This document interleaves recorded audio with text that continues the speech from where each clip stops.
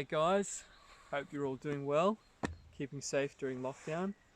I have the privilege of taking today's devotional with you. It is from James chapter 1 verse 27. It says this: "Pure and undefiled religion before God and the Father is this, to visit orphans and widows in their trouble and to keep oneself unspotted from the world."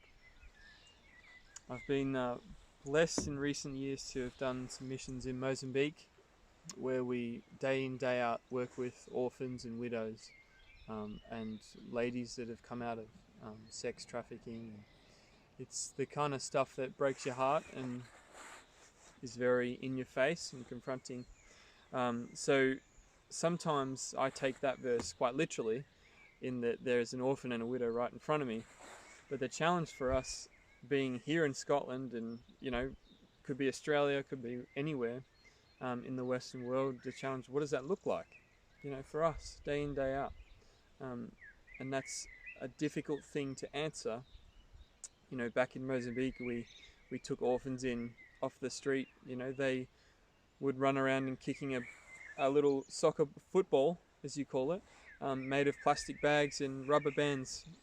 They'd have the clothes on their back, which is pretty much all they had, but with rips and not knowing where the next meal comes from. And we had taken in 7 boys at the time into the house and trained them to be disciples and of Christ, and called them sons. We don't call them orphans anymore because we know they're sons in Christ Jesus. And we also work with a lot of old widows who need miracles daily. And so it's very in my face when I'm there. But what does that look like for us? What does that look like for you in this season? It could be just your neighbor. That's when I was asking the Lord what he wanted to say. I just felt like he was saying, it's just your neighbor. Don't overthink it. And the key with that is ministering to the orphan and the widow, or your neighbor, is getting on their level and speaking their language. Now, what I mean by that is, I realized when I was in Mozambique that I was going to get nowhere unless I could speak their language.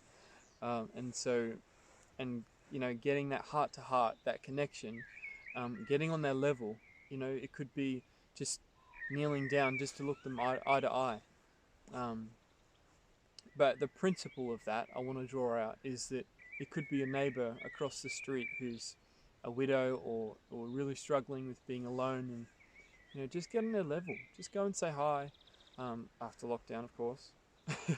Or you could send them a letter. I know that's a new thing. Not a new thing, it's a new thing for me. I know that's a thing here in the UK, to write people letters and cards to express how much you appreciate them. You could do that. You could send them some flowers, or even after lockdown, invite them over for a meal.